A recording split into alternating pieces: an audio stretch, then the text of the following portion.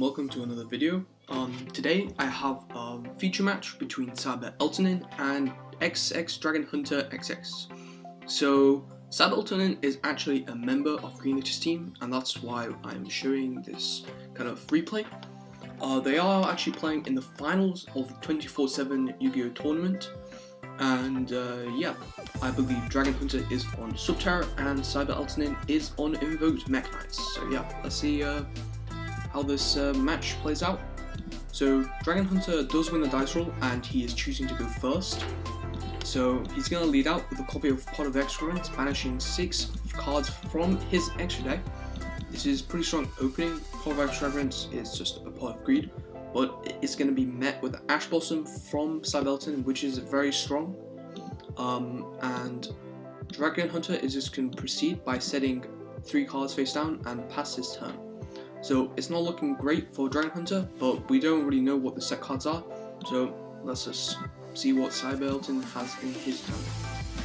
So Cyber's going to lead out a copy of Magical Meltdown. This is pretty strong from him, as it means he has access to his Invocation engine, since Magical Meltdown just let him add Alistair. XX Dragon is going to let that resolve.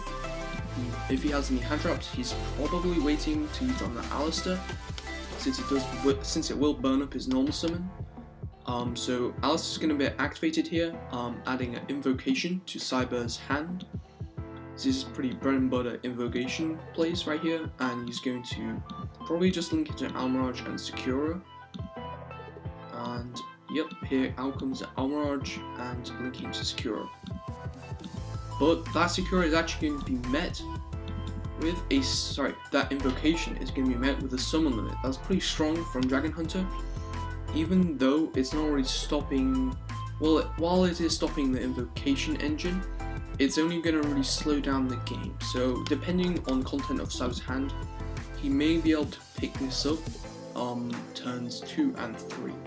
So he's just going to poke with Secure Gardener here and pass turn. For turn, Dragon draws, and he's just going to set a card and pass. Wow, Cyber's hand must not be very good in this situation. And Cyber's going to get that, he's going to reset those 2 summons, and he's probably going to be a counter play. And wow, yeah, we do see the Alistair. Alistair's just being able to draw Alistair's, drawing the Alistair is really strong, because while he did lose 1 invocation, he's just going to be able to cycle it again and trigger its graveyard effect, since he did draw the Alistair. But that Alistair is going to be met by Call by the Grave. While it does negate the Alistair, it actually turns on Invocation Graveyard, meaning he can just add the Alistair back. So the Call by the Grave is not really doing anything in this situation other than stalling the game out for another turn. But maybe that's what Dragon Hunter needs. He just needs another turn, because I think it's quite obvious that he's bricked and he's trying to stall for as many turns as possible to get his Subterror engine online, which is pretty unfortunate, but you gotta do what you gotta do. And wow, we see a purple Nightfall here. That's pretty strong. Being able to put a lot of pressure onto the board with a lot of damage is pretty strong play from Cyber. And yeah, just being able to push for that damage is pretty strong in a Subterror deck, where you try to slow the game down and have access to your Subterror engine. And we're just going to see pass turn from Cyber, and Dragon Hunter does draw for turn, and he's just going to set 1 monster face down and set a card from his hand. It's not looking good. Cyber will have game next turn if he doesn't do anything, if Dragon doesn't do anything significant, and we're going to see Purple Nightfall fired off in the end phase. It's pretty good, since Purple will net you an add of Mekk-Knight. But unfortunately for Dragon, it won't trigger summon limit when it returns, because it doesn't actually special summon itself when it returns during standby, and it just returns. And getting that extra Mekk-Knight could be enough to just seal this game. Oh jeez, and we're gonna see Blue Sky being added. That's pretty strong, and I think the first game is gonna be closed out pretty soon. Let's see what they do, and another Alistair. Wow, he opened a lot of invocation cards. But yeah, we're probably just gonna see a Mekka here to protect protect his board against anything Dragon might have, and Mekk-Knights will just stop any disruptions, or if that monster is simply set. So let's see, and yeah, we see a Cosmic Cyclone down from Cyber, and that's going to be end of game 1. Pretty unfortunate from Dragon, but like, luck is a big part of the game, and yeah. So Dragon in this game first plays are much weaker, but to be fair, Dragon Hunter is playing a trap deck, so if you don't get to go first in a trap deck, like, all your traps are offline for that turn, and it's pretty unfortunate. Wow, a normal summon for Subterror Phoenix, that's not great from Dragon Hunter, and a set 3 pass. And Cyber is going to draw for turn. Wow, anti-open Lightning Storm, that's pretty huge, because it will at minimum bait out a negation, and yep, Subterror Phoenix is going to come down to negate it to protect all 3 of his back row. And yep, I accidentally revealed, but yeah, I accidentally revealed one of the back rows, sorry. The next is Terraforming, which is going to give him access to his Invocation engine. Well, that's pretty huge from Cyber, and yeah, probably he's going to fire off the Invocation, and it's going to be met by Cosmic, which is also pretty significant from Dragon Hunter, because it will turn off his Invocation engine if he didn't draw any of the pieces. We're going to see a set rotation, that's quite good, but then you can't actually, you've already used Magical Meltdown, so you won't be able to get access to Invocation engine this turn, but you could potentially get a different field spell, which is pretty important.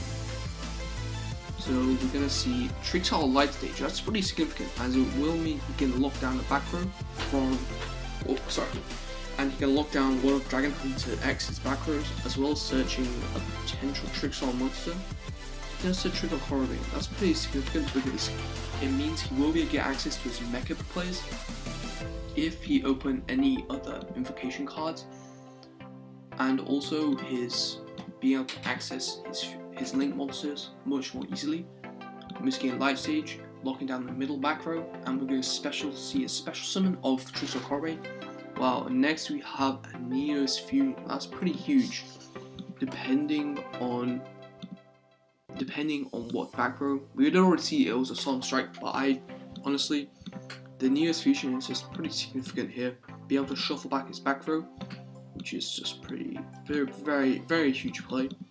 And we've seen Neos Fusion, and it's going to send the Light Stage actually to shuffle his back row, and it's going to be met by a Solemn Strike.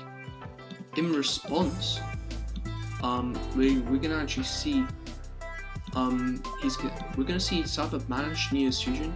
Cyber can actually do this because you can't activate cards in response to counter traps, but Neos Fusion is not actually an activated card or effect since it's triggering Graveyard, so he can actually respond with Neos Fusion. And yeah, they just have a small debate here about if he can actually activate it, but Dragon Hunter does actually see, and yeah, we do proceed to battle phase, and Horribane just gonna walk over that Phoenix, and the Rainbow Neos just punch in for a lot of damage, and wow, Dragon Hunter is only on 1000 life. He is dead next turn unless he draws extremely well. So yeah, and that card can be activated and set in the face. So draw for turn, and it's gonna activate Duality. And Hidden is pretty huge depending on the field spell Cyber set for him. He also reveals Guru, which does actually, it's not great, but you could have activated. So he's gonna activate Hidden, and it's gonna be met by Cosmic from Cyber, and that should be the end of the game.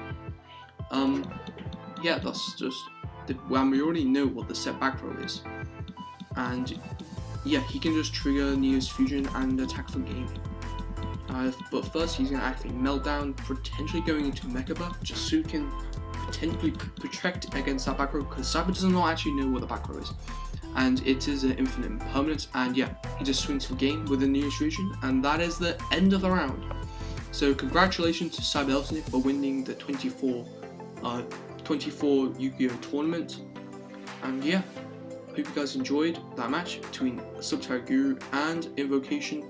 Unfortunately for the Subterror, he did break like twice in a row, which is really unfortunate, but does happen, and yeah. Hope you guys enjoy, and see you guys in the next video.